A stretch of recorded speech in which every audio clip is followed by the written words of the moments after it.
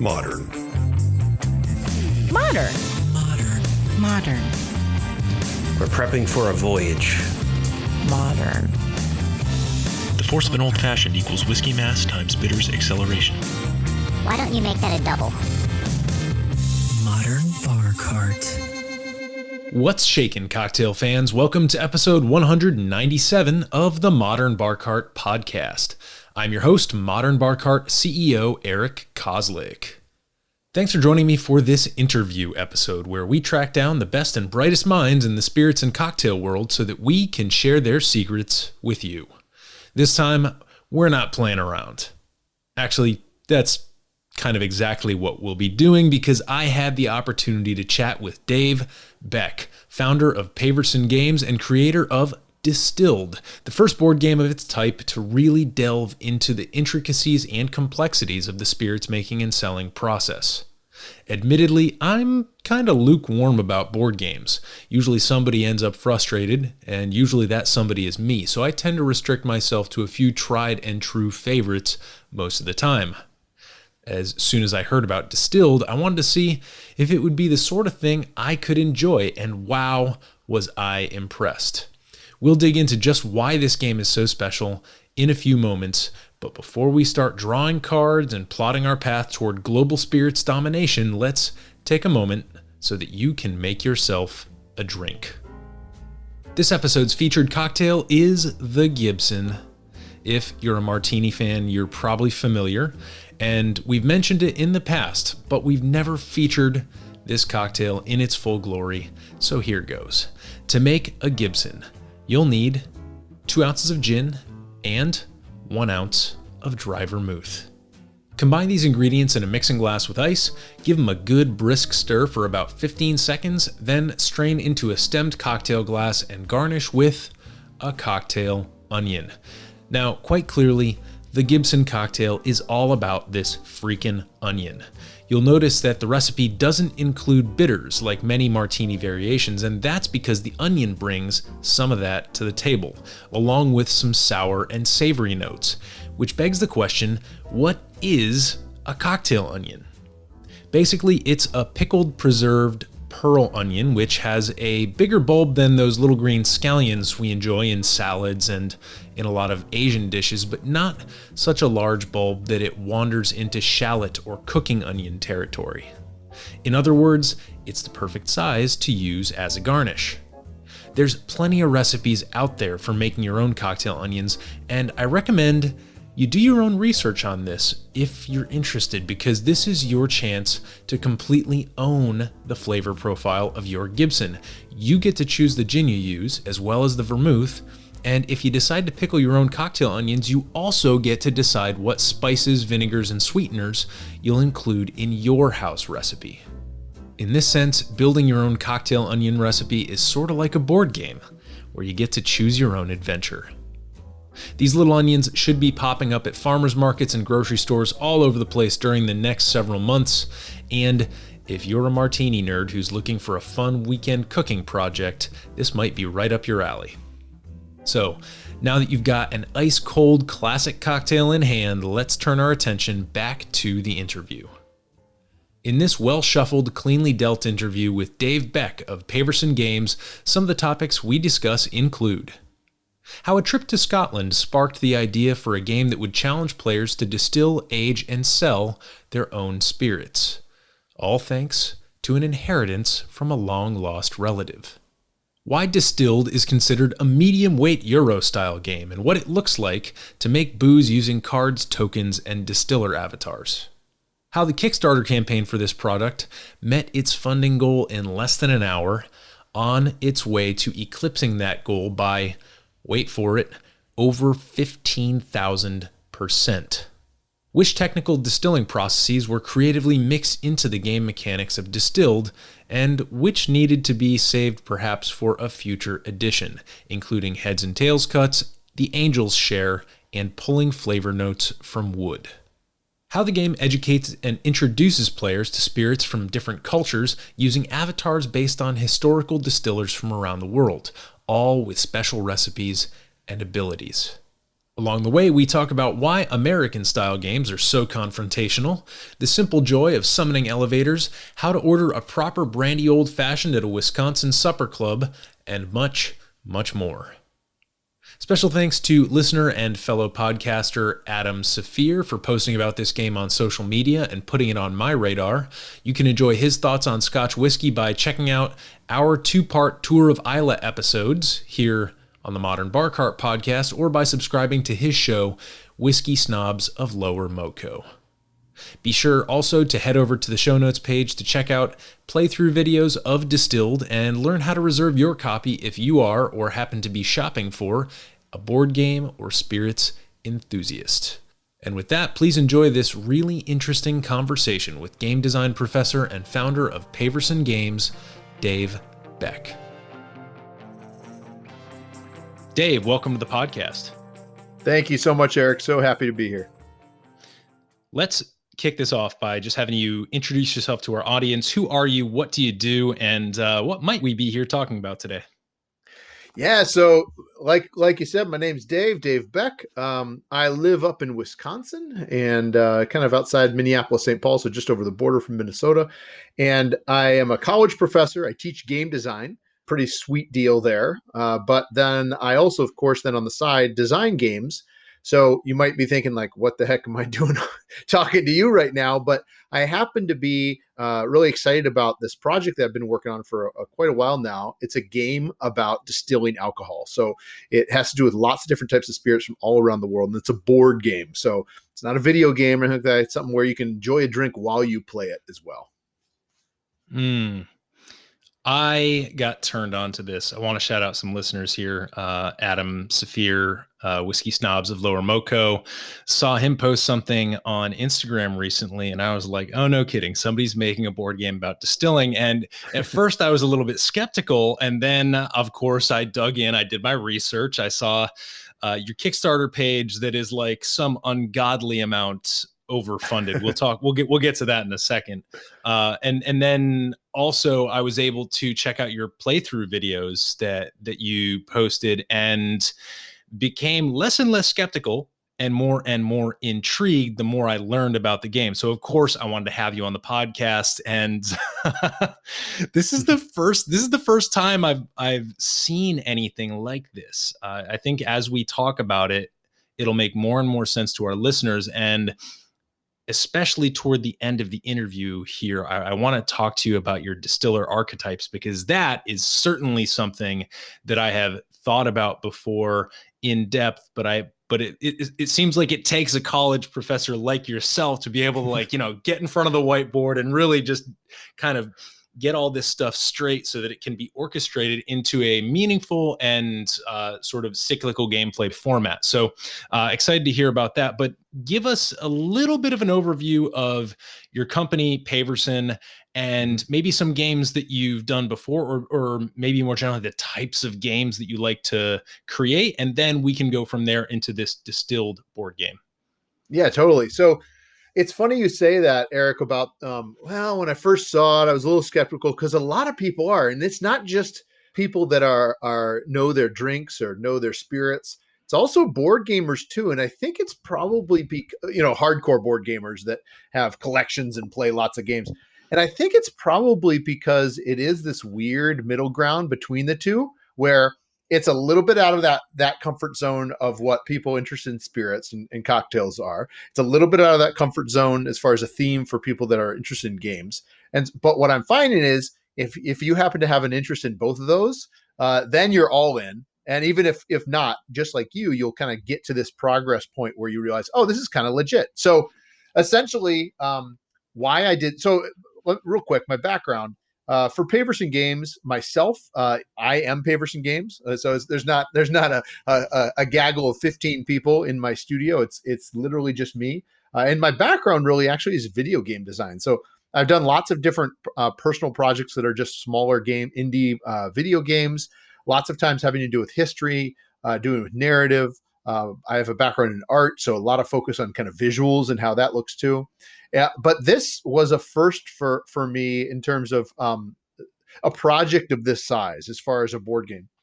And so I can talk about how I discovered and fell into this in a bit, but essentially what I wanted to do was I wanted to, like you said, as a college professor, I wanted to educate people. I wanted people to understand the process behind distillation in a way that would be fun and open. And for those that might not be comfortable with games, but they know spirits, then they'll be able to grab onto that.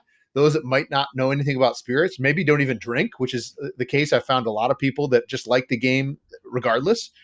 They're learning about that as well. So it's been a really fun journey up to this point, discovering who the audience is, but also, as you had mentioned, being absolutely, I don't know, speechless is probably the best word, like I am right now, on how well the game is doing online on the Kickstarter right now. Yeah. Yeah. Why don't you tell us a little bit about that? Spit some numbers at us. As of right now, we've got 9 days left in the campaign. So we launched on the 6th of July. And as far as Kickstarter, for those that don't know, Kickstarter essentially means that I'm trying to raise enough funds to be able to make this dream, in this case of mine, a reality. I need to raise enough money to be able to print a number of games, copies of games that would make it worthwhile. So I set that goal at just under $20,000 to raise to print about 1,000 copies of this game. And I launched that on July 6th. I reached that goal in 23 minutes. And even though I was supposed to have over 3 weeks on the thing, and it's currently sitting right around $340,000 that I have raised for this board game about distilling spirits. So I go figure, it's 3 times, maybe 4 times more than I could ever even conceive of this making and raising. So it's pretty ridiculous. But again, I want to get back to that point that I feel like the reason for that might be that it's this kind of Venn diagram where you've got your board gamers, you've got your spirits enthusiasts, and that overlapping part, it doesn't exist. A game like this does not exist right now as far as making spirits. There's games about wine, there's games about beer. There's, of course, like trivia and drinking games about spirits too, of course, but there's nothing in this realm. And so I think that's maybe also why maybe it hit a key with certain people. Yeah, you're something like, I mean, I'm not no mathologist or anything, but you're looking at like almost like a 2,000% overfunded right now.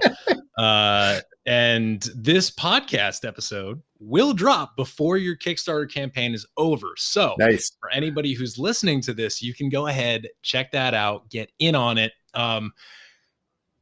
I am struggling to figure out the best way to begin explaining this game to folks, because even in the playthroughs that you posted, you sort of went out of order of the actual gameplay cycle to explain it. So I guess maybe what I'll let you do is take the lead here, explain the overall kind of big picture of the game, and then maybe we can get into some more of the gameplay nuances here as we go. And I definitely want, because this is a spirits and cocktail podcast, you don't need to talk down to our audience. Everybody here understands what spirits are, if not how they're made in depth. And so don't feel the need to sugarcoat anything. Give us all the nitty gritty details, please. I will. Yeah. Happy to. So this game is something that oftentimes people might refer to as kind of a medium weight, which doesn't mean how heavy it is in terms of carrying it, but instead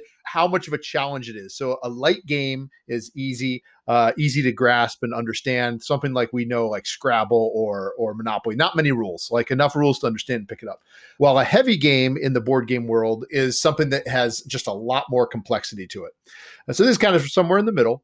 But yeah, to get to your question, essentially the premise is you have inherited a distillery from some long lost relative, from some distiller, some famous distiller, fictional but famous distiller, perhaps in history.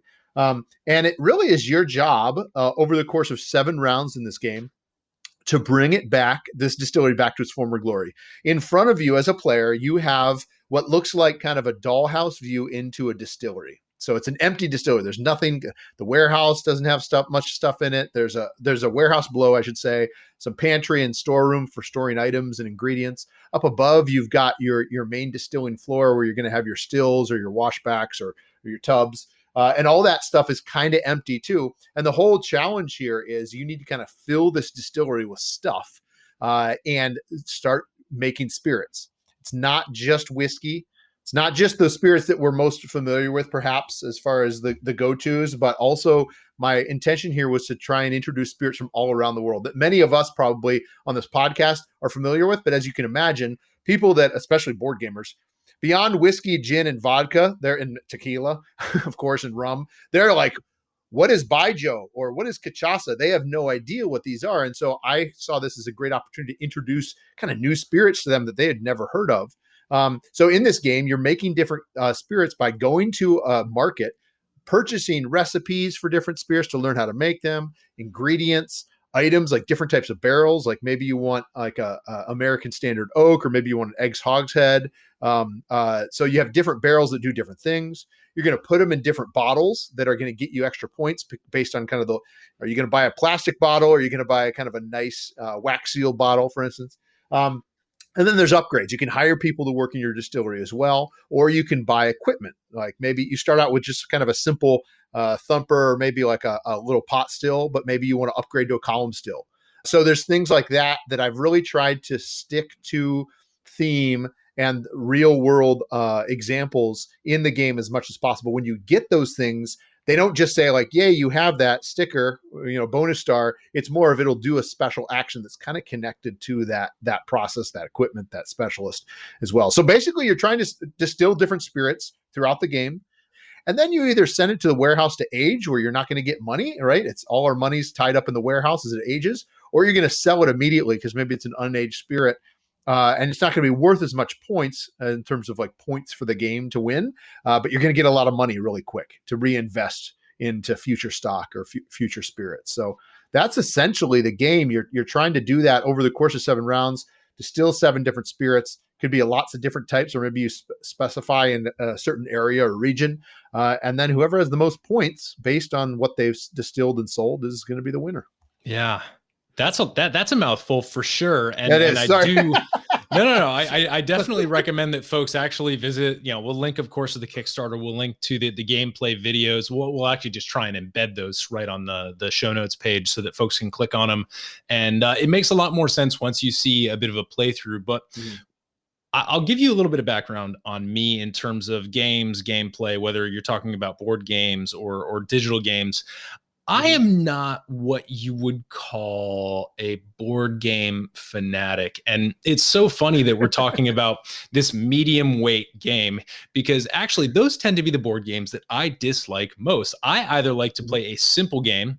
The games that I've played growing up would be cribbage, which is you just need like a piece of paper and a deck of cards at the simplest to play a game of cribbage. Or my family actually has a couple of custom gameplay boards of a game called Tuck, Tuck, which is actually the precursor of Sorry. So if you can imagine the board game Sorry, it's basically, you start and then you can, you basically just play cards and you work your way around this board game, and people can kind of knock you out and then you're back to start. And so you're trying to get yourself up to around the board and up your little chute, but it's literally just made using marbles in little holes and a deck of cards. So those are the games that I played growing up, as well as, some dominoes. So those I would consider lightweight games. And then on the other side of that, I'm also a big fan of the Civilization series. So Sid Meier's, I'm sure that you're hyper familiar with that. It's very, very complex, very multi-dimensional. It's a turn-based game where you're basically trying to build a civilization from the Stone Age all the way up to the, colonizing Alpha Centauri. So it's a long gameplay and it's very in depth. So I don't find myself, the moral of the story here is I don't find myself gravitating toward these medium weight games so often, because they're a little bit more complex, in my opinion, or at least in my game palette, than it needs to be. And that just, it's like, all right, there's going to be this setup time. We're gonna have to shuffle the cards. Somebody's going to argue over what piece they get to use in Monopoly or whatever. And it's like, I'm not in it for this. Risk is about as far as I'll go. But when I saw this game, one of the things that really attracted me to it is, like the Civilization games, what you're really trying to do here is you're trying to figure out what your strategy or your way to victory is, and you want to double down and get all the little bonuses that kind of tack on and create these force multipliers as you go. And I see that as being very close and actually being very truthful to the narrative and the process of creating a distillery, whether you're doing it as a small craft distillery, a local place, or if you're doing it with institutional funding. Regardless of the scale, you're still trying to hit these little force multipliers, and those seem to be what dictate success versus perhaps obscurity. And so yeah, that's really what I was keying in on as you were describing the gameplay. So now that we know what it generally entails, I have two follow-up questions. So we've got medium weight. This is also described as a Euro game. So hopefully you can define that term for us. And then maybe like, what is the next level? Now that we know the overview here, what's the next level of things and considerations that somebody should understand going into perhaps playing a round of Distilled? Totally. Good. Yeah. So medium weight, showing kind of that middle area. And you're totally right, Eric, that idea of how much time do I invest in setup and play? And that's something that is probably a good example of medium weight, where you're going to spend a little bit of time setting up. You might take 15, 20 minutes to set it up. You might play it for an hour or two with some friends, right, around the table. But there's lots of decision space, and that's where that medium weight comes from. So Euro, so not to get too much into the weeds, but in game terms, people often will refer to a game perhaps as a Euro style or European Euro style game, or, and this, you'll love this, or an Ameritrash game. That's the other the other style. So who knows where that came from, but essentially Ameritrash games tend to be ones that have conflict, direct conflict amongst each other. Yeah, I know you're smiling right now because it's like terrible stereotypes of Americans. It's heavy on theme, usually heavy on narrative, and kind of swingy in terms of chance, like rolling dice and other stuff too. Euro is much more, honestly, kind of bland usually in terms of the theme. It might just be something that is a bunch of just cards and bits and bobs you're moving around, but it's much more thinky in terms of the weight of it, the strategy involved. And there's not conflict. That usually you're doing things on your own. You're competing perhaps, but not directly with each other. So anyway, so that's what Euro means. And this is definitely more in that realm. You're not trying to burn down someone's distillery or, steal their spirit or something out from under them, their barrels out of the warehouse. But instead kind of working on your own distillery, because the players, let's say 4 people are playing around the table, you have your own distillery you're working on as your player, making your own unique blends or singles or whatever. So anyway, how the game plays out, just a typical round, let's just imagine you're a round or two into the game. You have some money. You always have some money because hopefully you sold a spirit the previous round. And you take that money to the market that's in the middle of the table. So imagine kind of the space in the middle with some different cards laid out. And you get to choose it. That market's always changing. New cards are coming through, new unique abilities. And you have to choose, do I want to buy an ingredient like a special corn instead of just a basic grain? Maybe I want a corn or a wheat. You can choose whether to buy certain special bottles or barrels, as well as those upgrades, as well as recipes. So you're trying to deal with that, trying to figure that out. And then once you've purchased whatever you need to for that round, you bring it back to your distillery and you're distilling alcohol. And this is the key part of the game that people enjoy. And this is kind of how I came up with the idea originally, where you have essentially what I call a washback, which is especially in kind of Scotland a term, but sometimes we use it in the States too, where you're dumping your yeast, your water, and your sugars into. Everything's represented in cards in this game. So let's just say I want to make a whiskey in this game. If I want to make a whiskey, I need to be sure I'm putting certain grains in there. It can be, in this case, any grains. There is advanced variants and recipes that I could make a certain whiskey, like a bourbon. Then I have to, of course, have corn in there, or perhaps it's a single malt. I have to have barley in there. But in this case, it can be any sort of grains. So what I'm doing is I'm putting these cards in the side of my player board. It's curved to look like this washback, like this big tub. And you always have to have water. You always have to have yeast, and these are represented by cards. And you always have to have a sugar, in this case, grain. It could be a plant, which is things like sugarcane or potatoes, or it could be a fruit. but in this case, we're making whiskey. So I put those in. Let's say I put in 2 grains because I can choose how many cards I want to put in there. Why I do that is the next step is I count the number of grain cards and I add alcohol cards that are a stack in the middle of the table for every one of those grain cards. So in this case, I'd add 2 alcohols. Why I do that, of course, is I'm trying to represent that idea of kind of this spirit growing, the yeast eating the sugar, turning it into alcohol. So again, trying to represent as best as I can the actual fermentation process. Then what I do, and this is kind of the key hook for the game, is the players need to take all those cards together, flip them over so they can't see them, shuffle them all together, so mix them all up.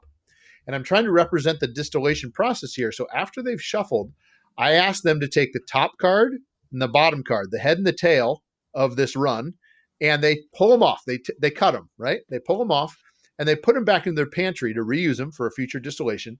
But then whatever they have left is the spirit they've made. Well, if they've only put 2 grains in there and their whiskey needs 2 grains according to the recipe, if they've pulled those, they've no longer made whiskey because they've cut it close.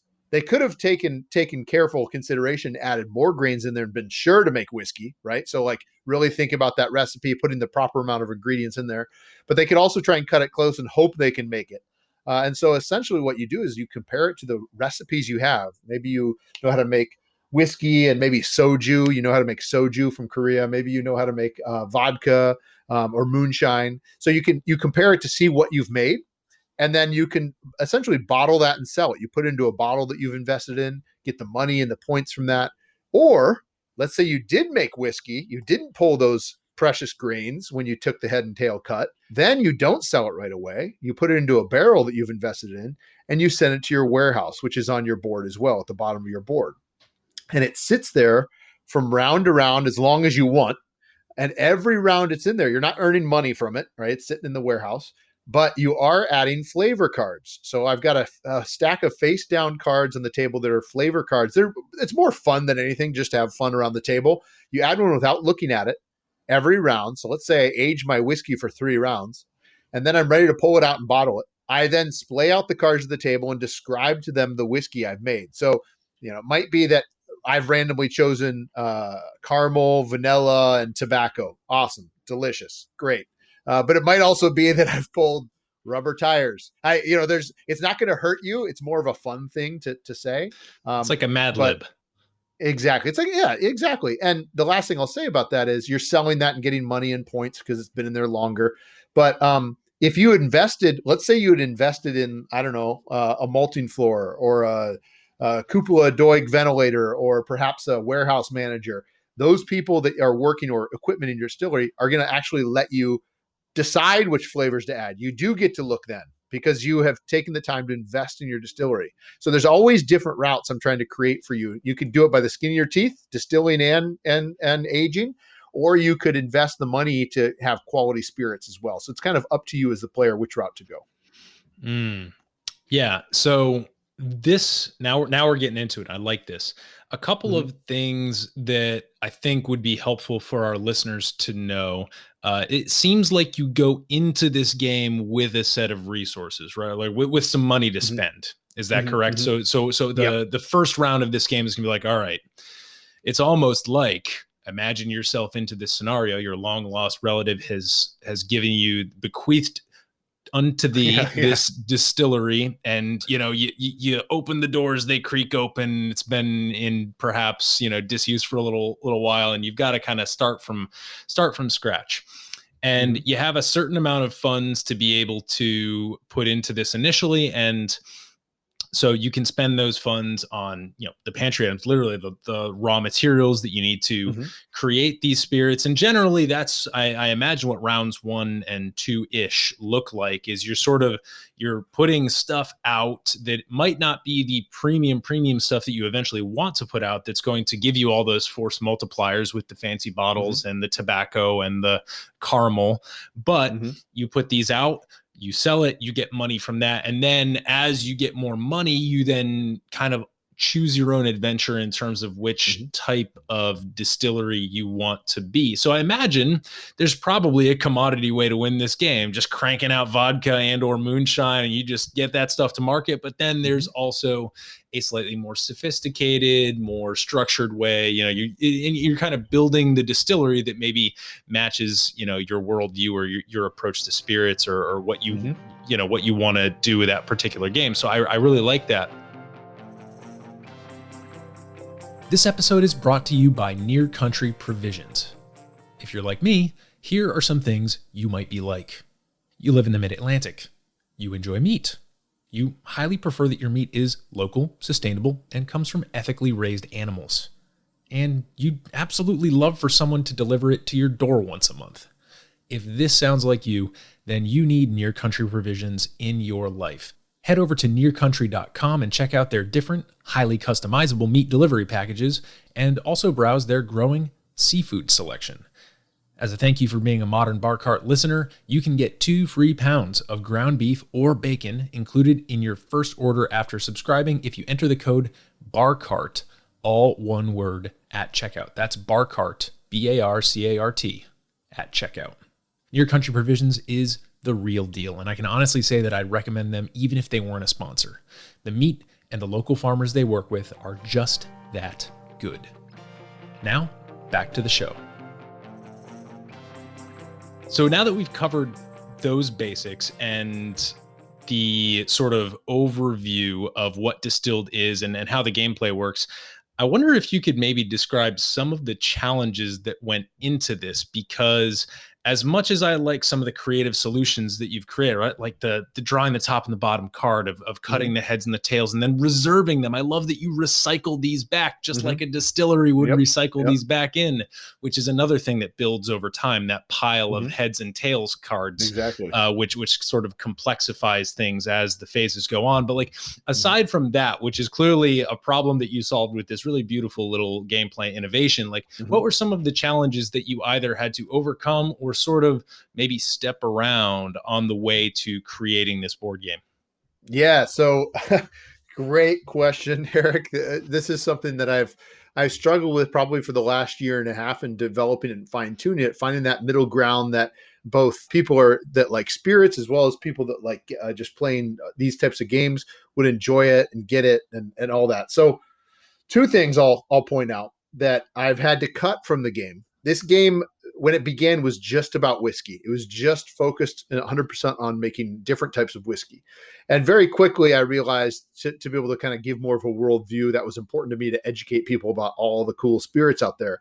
But when that started, I was trying to be as strict as possible to help, again, getting back to that idea of a professor, educating people on the process. So, for instance, what I did was, instead of just saying you can make whiskey with any grains you want, or you can make, right now I've got it, you can make rum with any types of plants you want. That's not true. We know that. I can't toss like potatoes into my rum. Well, I could, but people don't toss potatoes into rum. But I had to gamify it because originally I did have it saying if you wanted to make rum, you had to have the sugarcane molasses card purchased from the store, or if you wanted to make single malt, you had to have barley and nothing else. Well, that, of course, became a big problem because for 2 reasons. One, to try and hope that players find those over the course of the game in the market was a problem. But then also, what was before them, in front of them, was essentially a giant Excel sheet where it's like, no, this ingredient doesn't count. This one does. This ingredient doesn't count. It was a mess. It was a complete mess as far as chaos. It was great because it was authentic, but it was a mess otherwise. So I had to kind of trim that idea off down to something that was essentially more gamified, so that it still delivers that idea, but maybe isn't 100% authentic. And I solved that by adding these what's called the signature recipe. So when you inherit your distillery from someone, they know how to make one very specific, unique spirit that does try to follow that authenticity. So it does require barley for a single malt or whatever it might be. So that was one big thing.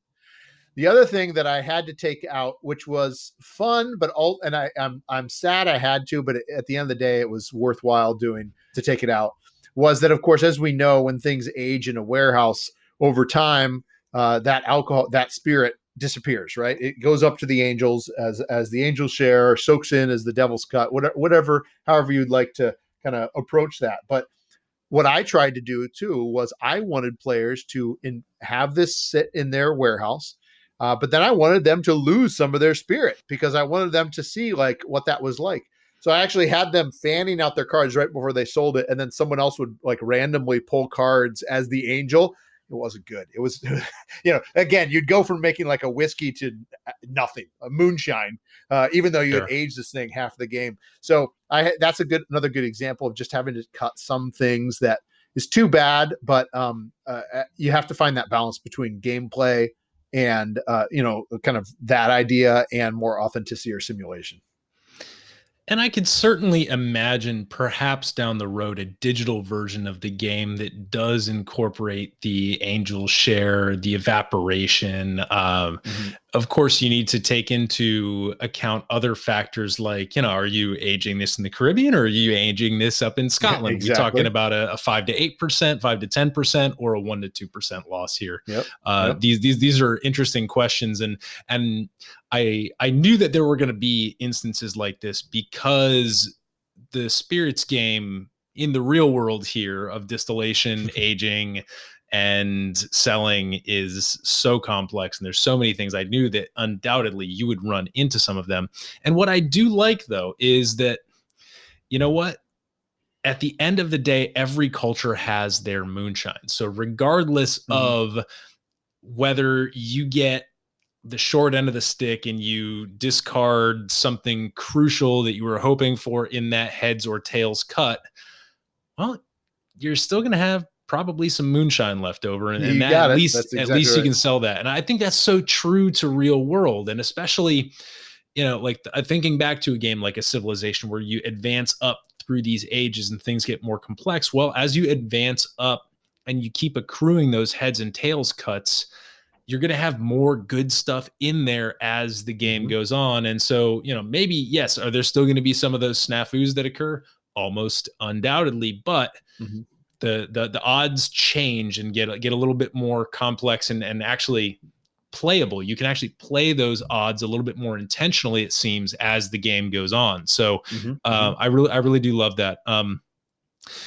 One of the things that I think most resonates with me is these signature recipes, because that's where we get to the spirits that we love, whether you're a whiskey fan or a rum fan or what have you, or whether you're a person who's just intrigued by like, oh, well, I got to make gin. I guess that means I need botanicals. Like all right, we got to go to the pantry and get some of these botanicals, or Baijiu, like what the heck is Baijiu? Like suddenly, like I randomly decided I was going to be distiller X here. And the custom recipe that this person comes with is a Baijiu recipe, for example. So what does that mean? It gets not only discussion going around the table, right? Because there's not necessarily, as you mentioned, with it being Euro style game, you're not necessarily trying to, you're trying to beat everybody else, but you're not trying to conflictingly vanquish them one by one as you're not trying to monopoly kick them out of the game, or risk chase them down to Australia and just vanquish them. So that's right. So it seems like this is a place where, with the personas and with the signature recipes, it seems like this is a place where a lot of the fun customization and sort of table chatter comes from. So can you talk to me about how you decided to narrow in on those distiller personas? And it seems like this also might be a good place to pitch one of your like tiers in the Kickstarter campaign, because it seems like you can, depending on which Kickstarter level you decide to go for, you can get more of these personas or more of these certain types of cards. So please tell us all about that. Totally. Yeah, that was a big part of the game. A big driving force behind these personas was my artist, the artist that I'm working with on the game. His name's Eric Evanson. He's a graphic novelist. He does a lot of character art as well and illustration. And I wanted to be sure to allow him to kind of spread his wings and kind of go nuts with some of these character designs. So we purposely made it so that was a big part of it. Inheriting this distillery, not necessarily from someone that we would normally expect because of our own personal lineage, whoever we are playing the game, but just randomly, you're essentially dealt 2 of these cards. There's over 16 of them in the game. So you're dealt these cards at the beginning, 2 of them, and you have to choose which one you want to play as. And as you mentioned, each one is aligned with a specific spirit. So they're supposed to represent a distiller that has a specialization in that type of spirit.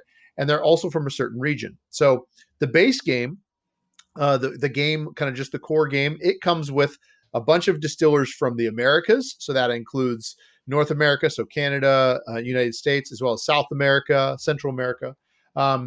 It also includes Europe, of course, from all over Europe, and then finally Asia and Oceania.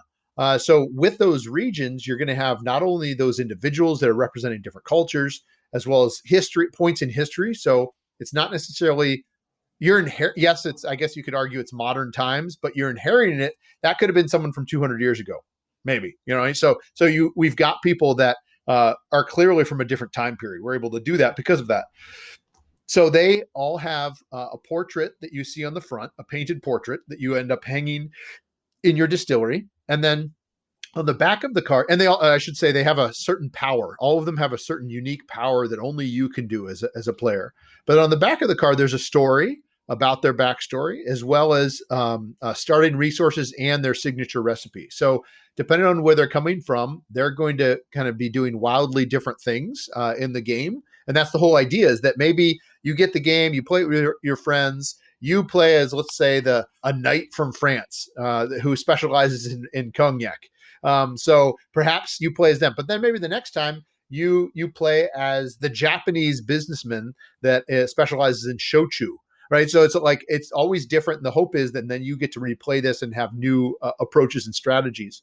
And then finally, the other important part that, like you had mentioned, is that in the Kickstarter, we wanted to also make sure to highlight Middle East and Africa. Although there's not as many spirits hailing from that region, there are some really unique ones. Like Iraq is probably one of the most common or most well-known ones.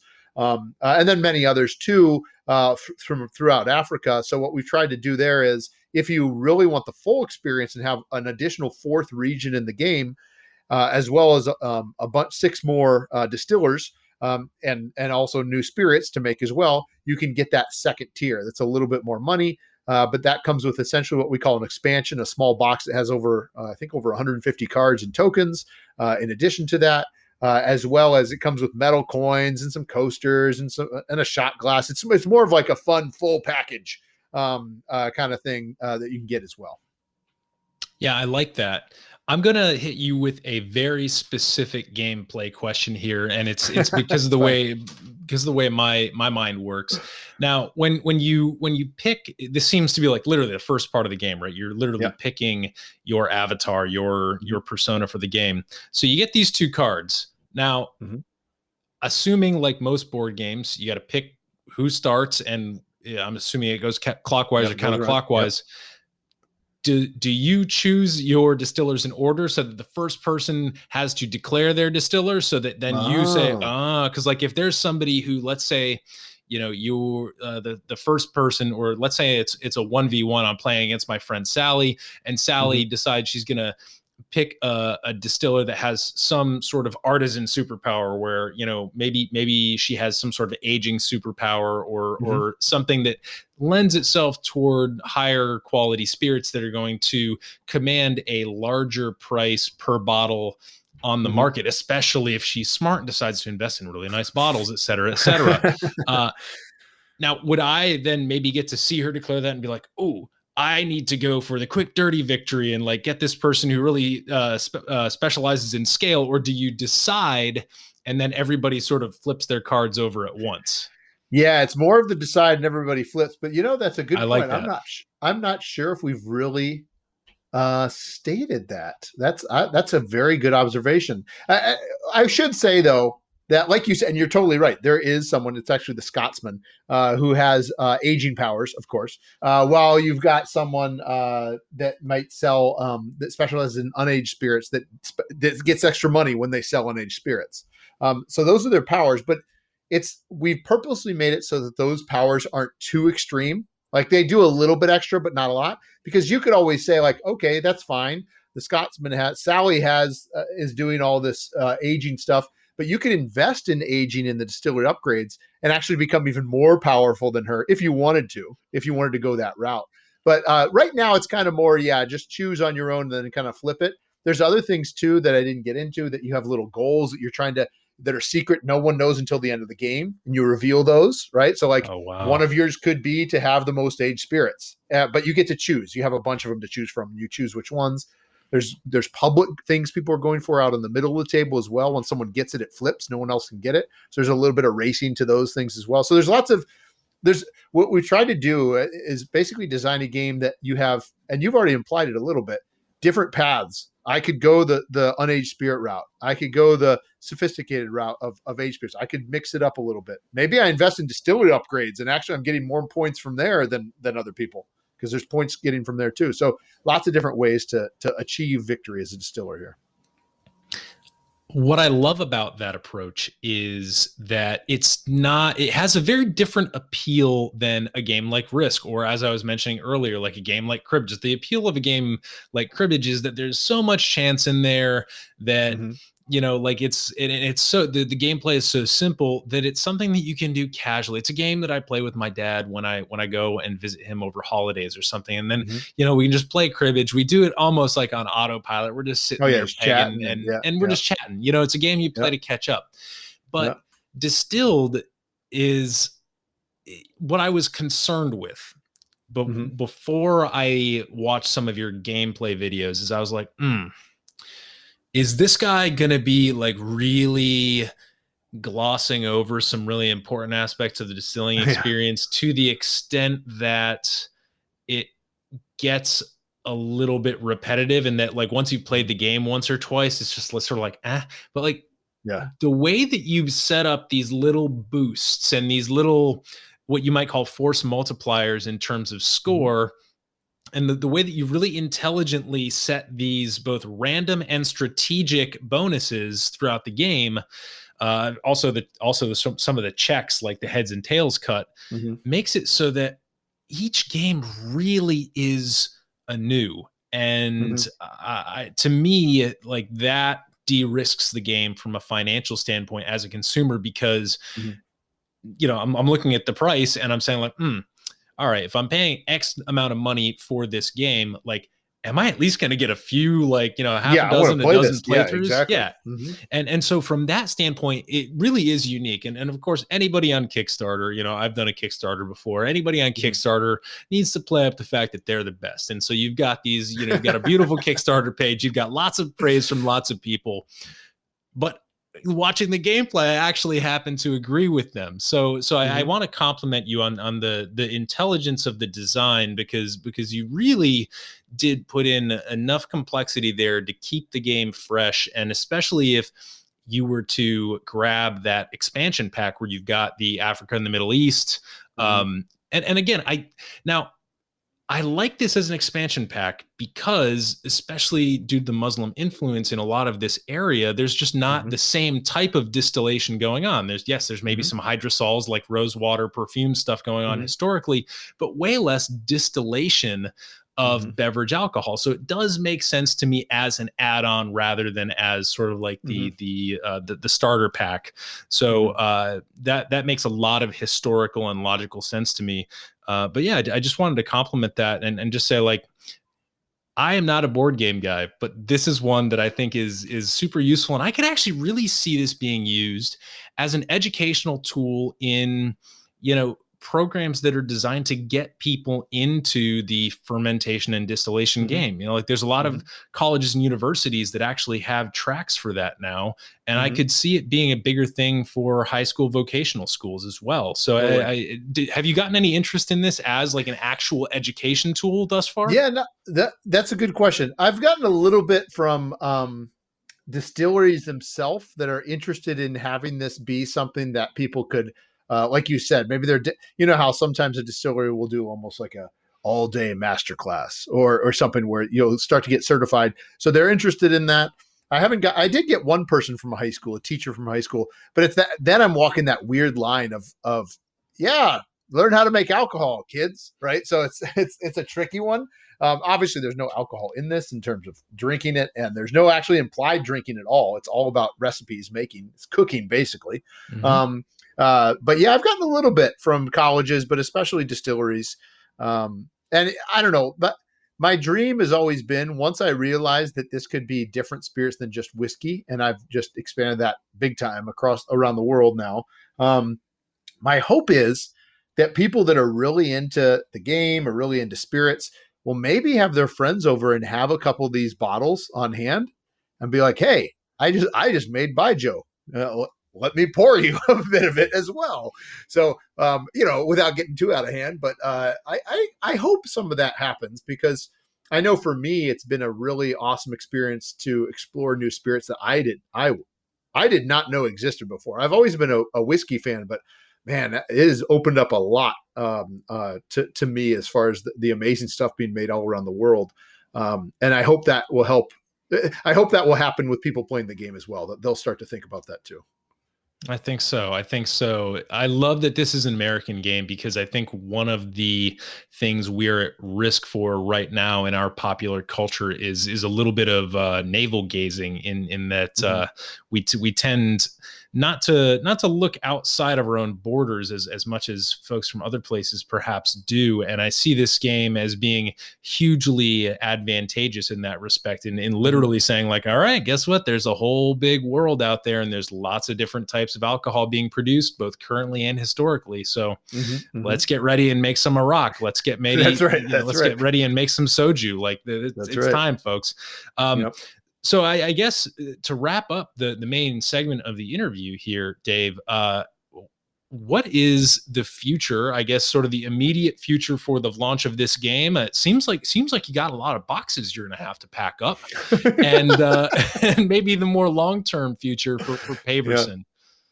Yeah. So of course, immediate future, once the Kickstarter ends, we'll start. We did lots of things called stretch goals. For those that aren't familiar with Kickstarter, it essentially means we funded, awesome, but now since we're making even more money, let's add more stuff for free. Let's not add more to the cost that you're getting the game for, but actually just add more goodies in there.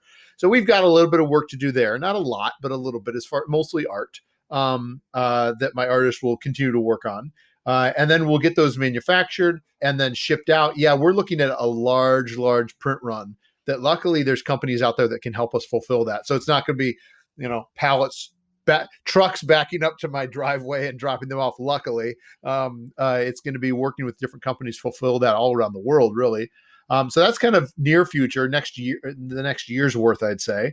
But I'm really excited because we've already got ideas for our first expansion that is hopefully going to be looking a little bit more at rectifying and just kind of different types of liqueurs as well, because that's a whole different market, right? So, it's a whole different market, but a whole different kind of world where it's not just the pure distillation, but what can you add to something to create something unique, whether that results in things that are actually cocktails or perhaps just standalone spirits like liqueurs. So I've got some ideas churning around my head there that would be new elements of gameplay as well that we'd hope to then kind of introduce after this has successfully shipped and we are able to play test the new expansion. We'd then introduce something like that as well.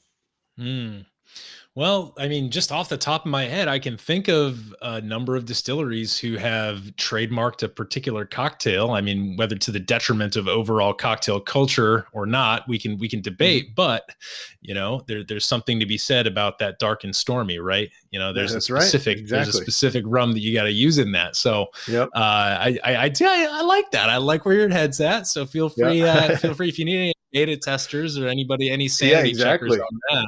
I would love to be kept in the loop, and this is super exciting because I think the smart thing about this release is that you did a really good job finding exactly where it just tips over from complexity into chaos and lop those little avenues off, and then you also were smart enough to leave yourself some avenues open for expansion down the line. So I think that was really smart and really well done. And is there anything else that you think that we may have glossed over too quickly or entirely not mentioned here about this game? I really, of course, want to direct people to the gameplay videos in the show notes page, but also like I want to give you a chance to say, like, if there's something that you think is really crucial to understanding or being interested in this game, I want you to be able to share it with us.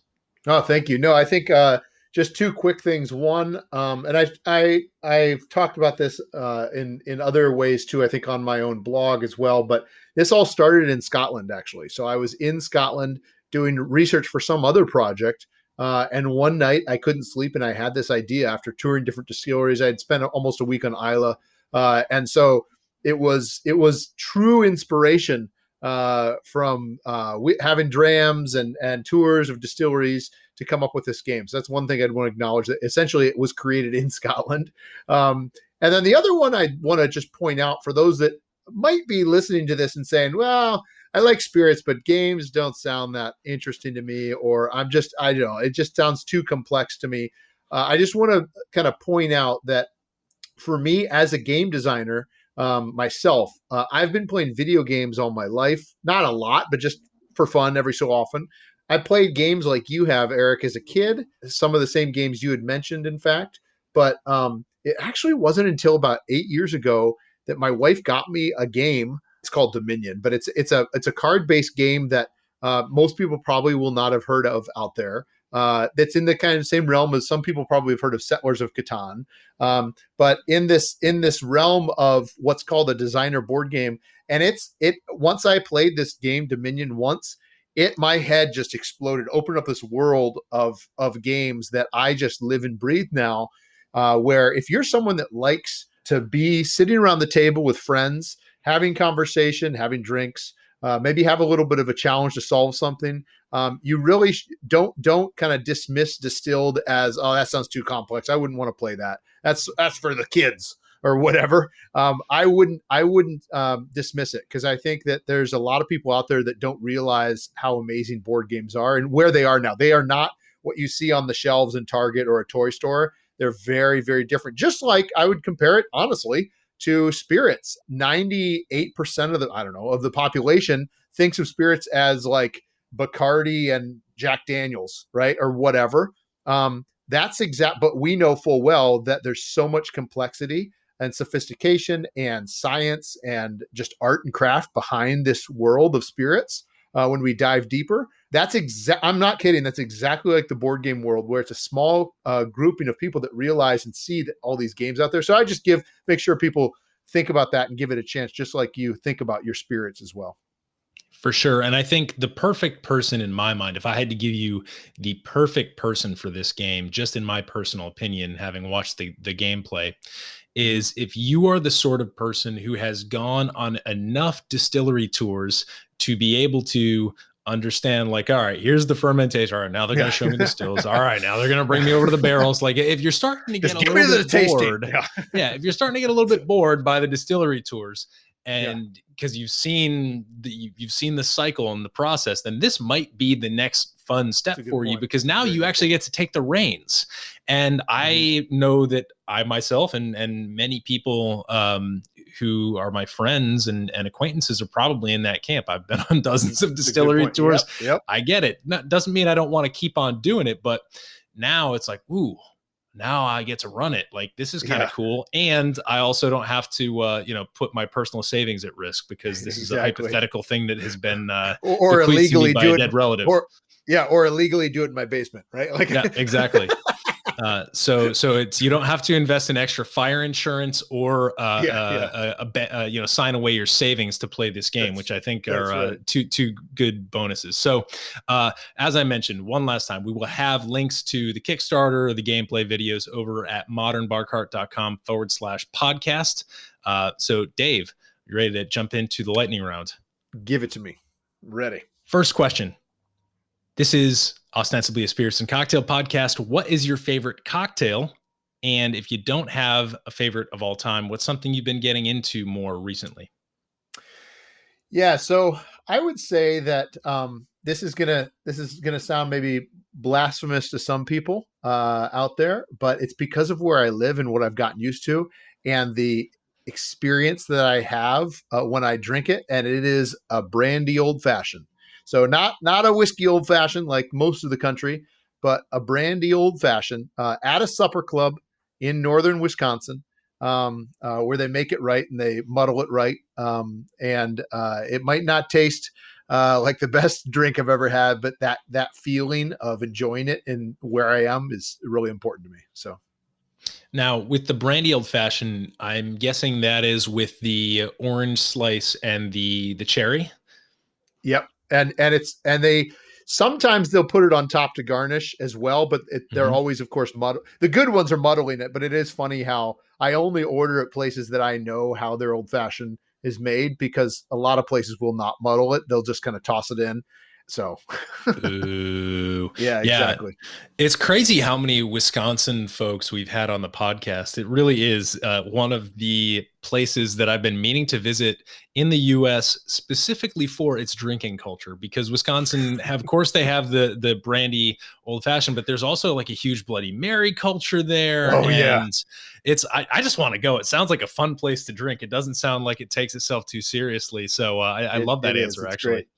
There's of course some great different bars, cocktail bars mainly in Madison and Milwaukee, but there's actually a really great restaurant / bar in Madison called the Old Fashioned. And they make, of course, a heck of a good old fashioned, but then there's a place down the street from them called the Avenue. And the Avenue Bar and Grill is very similar to maybe something you'd find on, a Sunset Strip, old Hollywood. It's been around forever. It is a supper club. And one of my favorite things to do when I'm in Madison is to go there on a Friday, because Wisconsin takes their fish fries, as well as all supper clubs do here, very seriously. So you get a fish fry and you get an brandy old fashioned, and it's just, I don't know, it takes you back. It's pretty nuts how kind of locked in time that experience is still in Wisconsin, even to this day. I love it. It is officially on my list. Next question. What's a seemingly small or maybe a little idiosyncratic occurrence that always makes your day? And my stock answer here is whenever I see one or more little birds kind of chasing away a big bird, I always get a little chuckle. Yeah. So for me, this one, I don't know. For me, I have a couple that I interact with every day. One would be that I take an elevator up to work every day, and it's only once every maybe 15 times when I push the button and the doors open. And that is just a really nice thing to be able to, good. I don't have to wait. I can go straight in. And then the other one I would say every so often when it's nice in a small town where you can always usually find parking, but it's always parking meters where it's already prepaid for you. Someone's left. Ooh. You got like an hour, right? Still paid in that meter. That's nice too.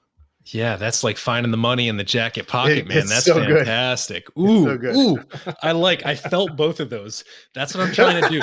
It's that little, everybody right now is operating at this sort of deficit of dopamine and serotonin. And so exactly. I'm trying to give people as they listen. There you go. You get a little bit there.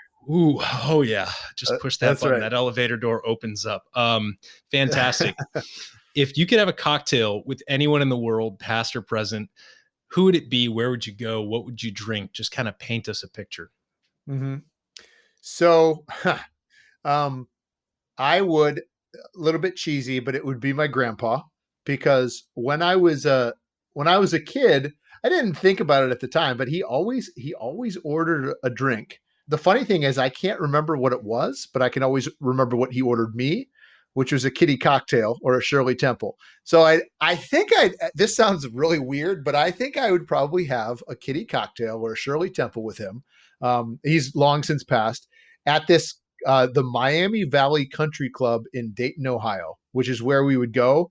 And I still remember the smell, the feel, the leather on the seat, the faux leather on the seats. So I'd catch up with him. I'd ask him what he always ordered, because I don't actually know what it was. Maybe I'd have him order that for me, but I'd probably also order a Shirley Temple kitty cocktail as well, just for old time's sake. Well, it's less important. I mean, it's important to you, but less important as a child what he ordered, because you got that Shirley Exactly. Temple, man. You were Oh like, my gosh, that sweet reward. I was so fancy. it is the what I've described it as in the past. I did a mocktail audio essay, and I described the Shirley Temple as the Grey Poupon of acceptable child beverages. I love it. And maybe that's why I found myself because I grew up in Ohio and I found myself up here in Wisconsin because of my wife's family. Maybe that's why because it real old fashioned kind of is like that. I mean, you got the maraschino cherries, it's kind of ridiculous, especially in Wisconsin. You can order the old fashioned sweet. So you say Brandy Old Fashioned sweet. And so sometimes I'll do that. And then they're just dumping some of that juice in there too. So that might be why there's that connection. Now that I've never thought about that till now. I love it. Last big lightning round question here. Do you have any unusual or controversial views in the spirits and cocktail world? Or if not in that world, I'm willing to bet you have one in the board game world. Yes. So I would say that it's not controversial because it's something that I think many people do, but I'm mainly a whiskey fan, mainly a whiskey drinker, single malt especially. And I am someone that really believes always in adding water to my whiskey. Not a ton, just not dousing it, obviously, just a couple drops. A lot of people do that, but I would say it's controversial in the sense that most people outside of that world don't even think of, they think that's absurd. So not too controversial, but I would say the other one too would be in the board game world. Ooh, I didn't think about that, but now I want to think of that. Oh, yes. So in the board game world, I have to bag everything that I own. So all of the board games, if you were to open them up, would have little baggies that probably look more like I'm a drug dealer, the amount of these bags I order from Amazon. But I have to bag all those tokens up. And so a lot of people kind of look at that like, oh, what are you doing? But again, in the board game world, that's a very acceptable thing to do. Yeah, I mean, it keeps everything together. You avoid that 51 card game of poker where somebody somebody loses on the river because you're totally missing a card. But yeah,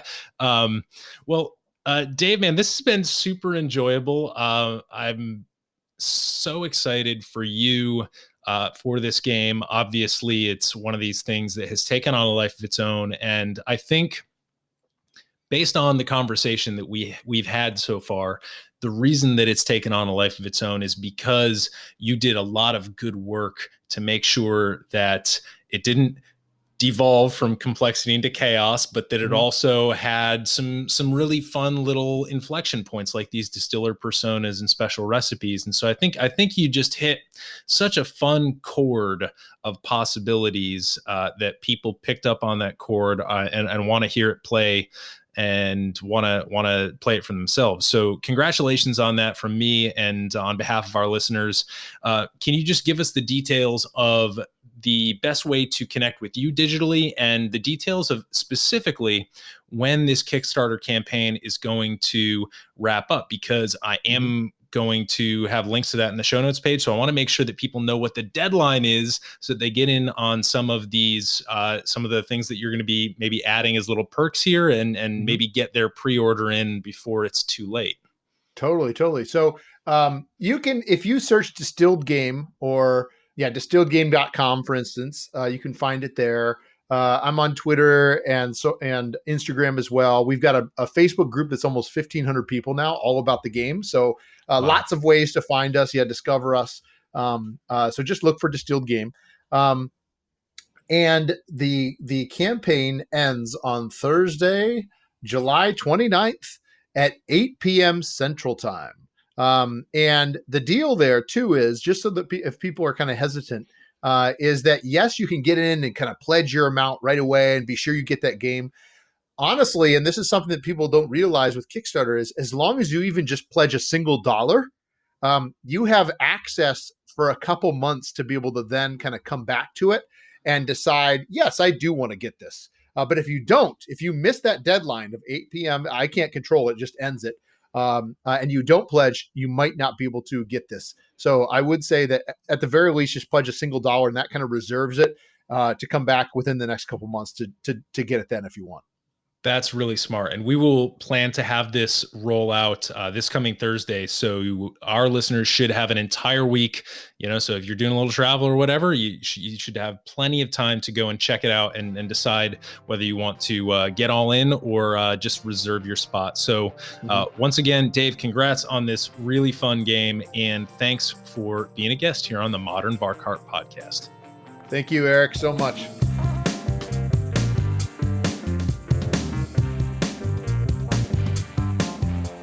Hey everybody, thanks for listening. If you enjoyed this episode, there's 2 big things you can do for us here at Modern BARCART. One would be to tell your friends and family if you think they'd enjoy listening to us talk about cocktails. And if they don't download podcasts, they can always stream our episodes on their desktop directly from the show notes page at modernbarcart.com. The other thing you can do to help would be to head on over to iTunes or wherever you download your podcasts and leave us a review. 5 stars are great, but we're more interested in your feedback. And the beauty is, the more reviews we have, the easier it will be for other folks out there to learn about our show. We're trying to start a cocktail revolution here, and by spreading the word, you're helping us fight the good fight. You can always reach us by emailing podcast@modernbarcart.com if you're looking for cocktail or bartending advice, or if you're a pro who would like to pull up a mic and be interviewed for all to hear. Also, definitely follow us on Instagram and Facebook at Modern BARCART for cocktail porn, recipes, and entertaining tips. And keep an eye out for new product releases and special offers, which are happening all the time. We love our listeners, and we really enjoy giving you exclusive discounts and sneak peeks at our latest and greatest cocktail projects. This episode may be over, but for you, the mixological fun and adventures are just beginning. So remember, folks, drink responsibly and experiment boldly.